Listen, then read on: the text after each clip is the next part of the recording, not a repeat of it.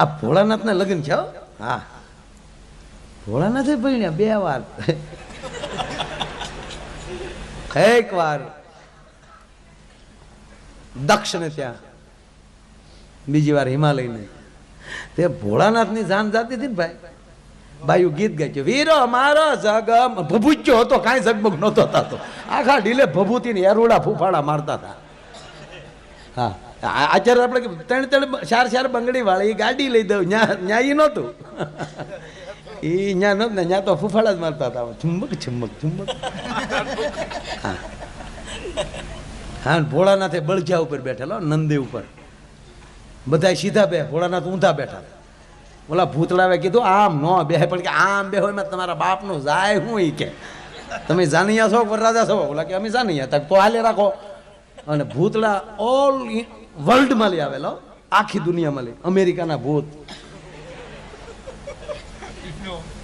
એ તો ડિસ્કો કરતા, હો ગોડ હો ગોડ ગોડ ગોડ ગોડ. આફ્રિકાના આવેલા, હકો છુકુલાલા મમ્મા જાંબો જાંબો.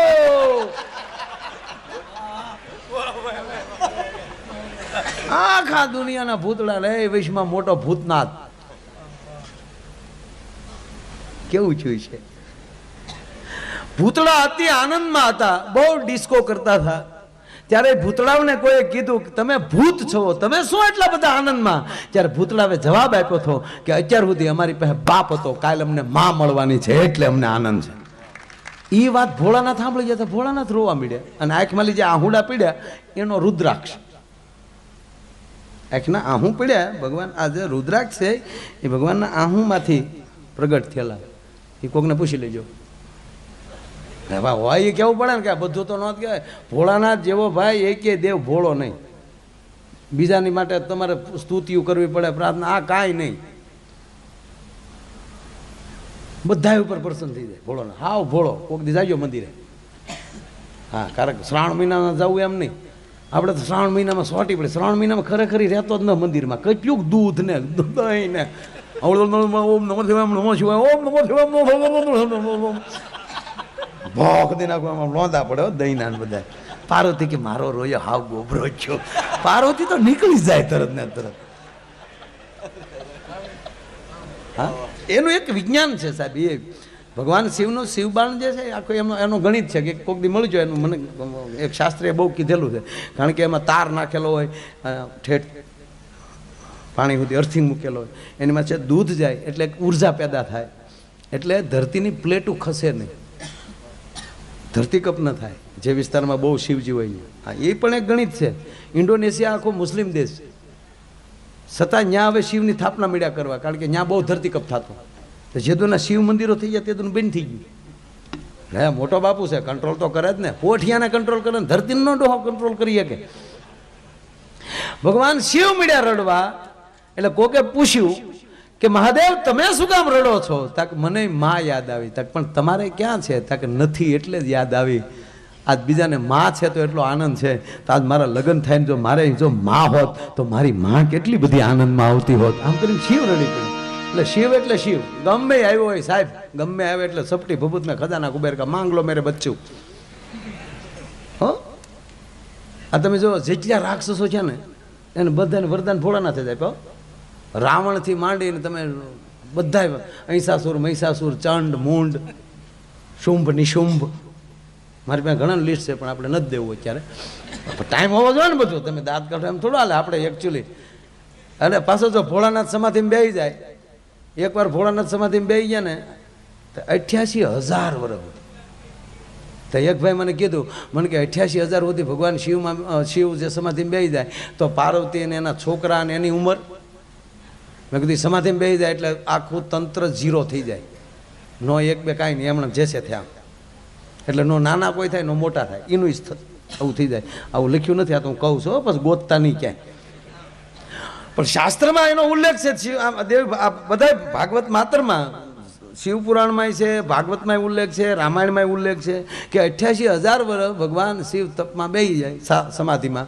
અને એમાં સમાધિ ખોલી 88,000 વર્ષ. અને હવે આપણે 15 દી ઘીરે ન ગયા હોય, કીધા વગરના, મોબાઈલ ન હોય ચાલુ, અને ઘરના ફોન લગાડીને તૂટી જાય ને એમાં તમે ઓછીતા સબૂત મેં જ દિવસે જાઓ શું પ્રોગ્રામ થાય? એ પ્રેમ કરતા હોય તો, બાકી તો કંટાળી ગયા ત્યાં લ્યો રોયો વી આવ્યો રખડીને ગોરિયો આવ્યો ગમાયને એમ નહીં. આમ જે ભગવાન શિવે આંખ ખોલી અને પાર્વતીજી બાજુમાં બેઠેલા ને ભગવાન શિવે કીધું દેવી નમસ્તે. દેવી દેવી નહીં કરવાનું, 88,000 વર્ષ થઈ ગયા રોયા આંખ જ ન ખોલી કોઈ રીતે. અને અહીંયા કેમ છોકરાને હાસવાય અમને ખબર હોય, અને ઘર કેમ રાખવું એ બાયુને ખબર હોય, અને તમારું મોટું નામ તો અહીંયા જે હોય અહીંયા ગુડાય. મારે કેટલું ધ્યાન રાખવું બધાને. અને આ છોકરા હાવ બરફમાં રેઠા રખડે હાવ સમાધિના દીકરા થાય. કાર્તિકીને શરદી હજી બાપુ થાય ને તોય વાંધો નહીં, આ ગણેને શરદી થાય તો હોંઠમાંથી હેડાય નીકળે નહીં કોઈ રીતે. એટલે ભોળાનાથને થયું કે આ નક્કી આજ કંઈક ડખો થવાનો. હવે માની લ્યો ખબર પડશે કે શિવે આંખ ખોલી છે તો કેટલા દેવતાઓ મોટા માણસો આવશે અને એ ઓચિતા આવે. અહીંયા વંડી તો છે નહીં, અને ઓચિતા આવી જાય અને બે માણાને બાંધતા જોવે મારી આબરૂ હું. એટલે ભોળાનાથે નંદીને બોલે, નંદી જી મહારાજ શુંભની શુંભ સોરી ગણું ક્યાં ગયા? સિંગીન ભીંગીન ક્યાં છે? આ એનું નામ હતા સિંગીન ભીંગી. હાજા નામ છે છોકરાઓ. તમે કોઈ દી હા આ હું આ શાસ્ત્રોના નામ લઉં ને તો આપણા છોકરાઓને દાંત આવે ત્યારે મને અંદર દુઃખ થાય. એને કરતાં મને મુસલમાન ભાઈના દીકરા છે સાહેબ 10મામાં ફેલ થાય તો એને પહોંણ છે, પણ 10મા ધોરણના છોકરાને કુરાને શરીફની આયાતો ન આવડતી હોય તેને પહોંણ નથી. એટલે ઘરે વાંચ્યો કારક બેઠા બેઠા છોકરાઓને બેહાડીને સોમાહામાં હાવ નવરીના જ હોઈએ આપણે. હા 1 મહિનો તમે ખાલી ચોમાસાના 2 મહિના વાંચો તો એક પુસ્તક પૂરું થઈ જાય. હા સિંગીન ભીંગી, કાળ ભૈરવ, બટુક ભૈરવ ક્યાં છે બધા? કે બાપુ બધા કડે મકોડે ઉભા છે. જાવ એને કહી દો કોઈ અંદર આવવો ન રોવે, ચોકી બરાબર કડક રાખજો. અને ઓલા બહાર ચોકી લાગી ગઈ અને અહીંયા પાર્વતીને મનાવા ભોળો ના તામ પોચું પોચું બોલે. દેવીનું દીકરું નહીં થવાનું મહેરબાન. એમ હતું કે કેમ રાખશે ને આમ રાખશે પણ રોયો ભભૂત સિવાય કાંઈ રાખતો નથી. ભભૂત ને ભોરિંગ એરોડા તારા ડો આટા મારે આવાયા. હવે આમ જાય છે વાતો હાલતી થતા એક જણો આવ્યો હો સાહેબ, કેરીના ફાડા જેવી આખ્યું, તપેલ ત્રામા જેવી આખ્યું, મહાદેવ. આ કોણ આવ્યો? નંદી.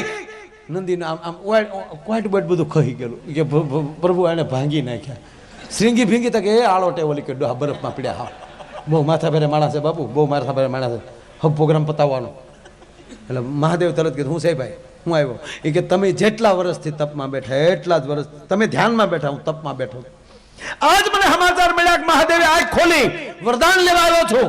ભોળાનાથ કે હવે માગી જ લે ભાઈ, અહીંયા ઘરનો ડોખો હાલતો એને તો માગ તારે જે જોટી માગી લે. એ કે હું જેની માથે હાથ મૂકી ભસ્મ થઈ જાય. ભોળાનાથ કે દીધું જા. ઓલો કે પાકું પાકું જા. એ કે તો ઉભો રહો મને પ્રયોગ કરવા ગયો. ભોળાનાથ કોઈ રાખ્યો આમ. ભોળાનાથ કે ભાઈ આવું કઈ ન હોય, તારો બાપ રહી પછી બધું બળી જાય બધું. અને ઓલો ભોળાનાથ કરે છોકરાઓને ગણપતિને કાર્તિકેયને આમ પાડીને નીકળી જાય ભોળાનાથ. મોર ભોળાનાથને વાહે ભસ્માસુર આમણામ ધોડ્યો આવે. અને ભોળાનાથ ધોડતા જાય, જટા છૂટી ગઈ. ગંગાજી નાન્યા ઉતરી ગયા. એ કે એમ કેમ પાછો આવશે પાછા ગોઠવા દેવાનું, માથે હાથ મૂકે પેલો વારો આપણો આવે. ભી પડે કોઈ ભેળા નથી રહેતા, વાતું થાય.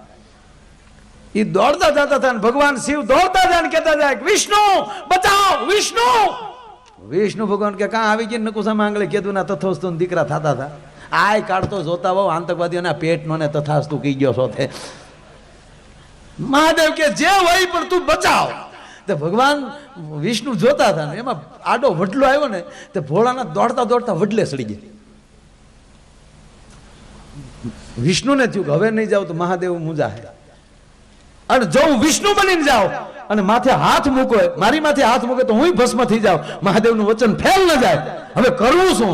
એટલે વિષ્ણુએ તાત્કાલિક નિર્ણય કર્યો, વિશ્વ મોહિનીનું રૂપ ધારણ કર્યું. 24 અવતારમાં વિશ્વ મોહિની અવતાર પણ એક કહેવાય છે. 2 વાર ભગવાને વિશ્વ મોહિનીનું રૂપ લીધું, એક સમુદ્ર મંથન વખતે અને એક આયા. હવે નારાયણ પોતે નારાયણી બન્યો હોય, શું ઘટે સાહેબ? આમ જો ઐશ્વર્યા રાયનું ભાઈશ્યું ન આવે. હા છોકરા ટના ટન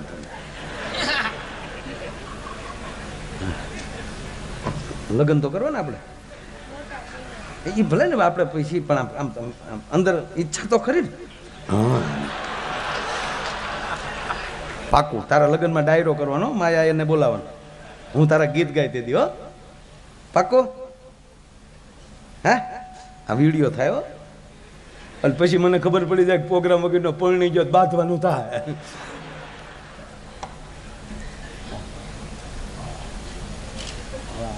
આપણી ઉપર પૈસા ઉડે જો,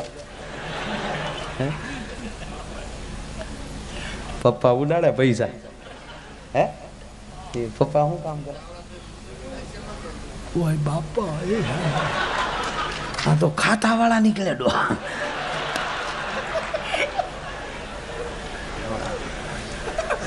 વધાવો તાળીઓથી વધાવો, એને મજા આવે.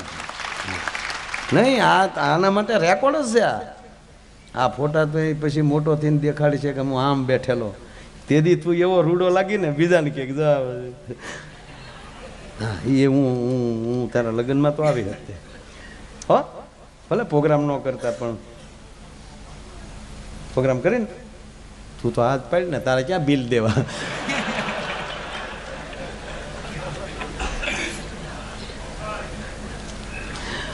મારી બે વાત જે બાકી છે પછી તમે ધ્યાન રાખો, ત્યાં હું ત્યાં ઊભો નથી થવા દેવા. પણ આ મહાદેવ વાળો પેલો ખોબો ઉપાડ લો જો તમે.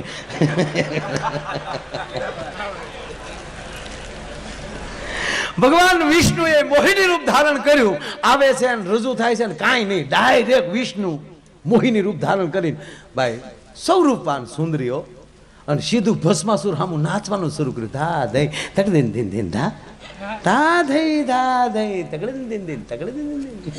તો ભસ્માસુર ભોળાનાથ ને ભૂલી ગયો, એ મીડિયો આમાં ધા દઈ ધા દઈ. નાચતા નાચતા ભસ્માસુરે કીધું ક્યાં નહીં સો? વિષ્ણુ ભગવાન બોલ્યા આઈ નહીં સો. તા ભસ્માસુર બોલ્યો પણ ક્યારે મળ્યા નહીં તક, તમે ક્યારે આ બાજુ આવ્યા ન હોવ ને. ધા દઈ તકડે દિન દિન દિન ધા. આનો જ પ્રસંગ છે આ. તો મારી ઢબથી કહું, એક એક શબ્દ મારો ખીચાનો નથી. એ શબ્દો એમાં છે એવા તો અહીંથી બોલી નો એકાય. સાહેબ શું વર્ણન કર્યું છે એમાં, કોક દી વાંચજો. શિંગાર રસ મૂક્યો છે એમાં. તેથી વિષ્ણુ કેવો લાગતો થોય અને ભોળાનાથની શું પરિસ્થિતિ થઈ ન બોલાય અહીંથી. સાહેબ આ જ પ્રસંગમાં લે હનુમાનનો જન્મ થયેલો. ભોળોનાથ ગોથું ખાઈ ગયો કે આ બાઈ કોણ છે? આ ભોળોનાથ. સાહેબ લખ્યું નથી એમાં, પણ હું ચોક્કસ કહું કે એ ઘટના તો જ ઘટી હોય. આ વિચાર આવ્યો હોય તો કે આ ભસ્માસુર ન હોત તો આને હેમાળા ભેગી કરત. એવું વિષ્ણુ મોહિનીનું રૂપ ધારણ, અને એવું અને એમાં નારાયણ પોતે નાચતો હોય, વિષ્ણુ નારાયણ. અને એમાં સાંભળી લો કે નૃત્યનો જન્મદાતા કોઈ હોય તો એ શંકર છે, નટરાજ. હવે એ જેને નૃત્યને પેદા કર્યું છે એની સામે કોઈ નૃત્ય ને એમાં નારાયણ પોતે નાચતો હોય, બરાબર માત્રામાં પગ પડતા હોય, ઓલો દાદ કેમ ન આપે? વડલા ઉપર શિવ મીડ્યો ત્રાંડવ કરો, ધા ધાઈ આખો વડલો ગમકારા લે. નીચે વિષ્ણુ ને ભસ્માસુર, વડલા ઉપર મહાદેવ ત્રિશુલ, હા નટરાજ બન્યો ઉપર. પછી વાળા ભસ્માસુરે આને પૂછ્યું, ધીરે ધીરે વિષ્ણુને થયું કે હવે આવ્યો આ કંટ્રોલમાં. ભગવાન વિષ્ણુએ ભસ્માસુરને કીધું કે પરણેલા છો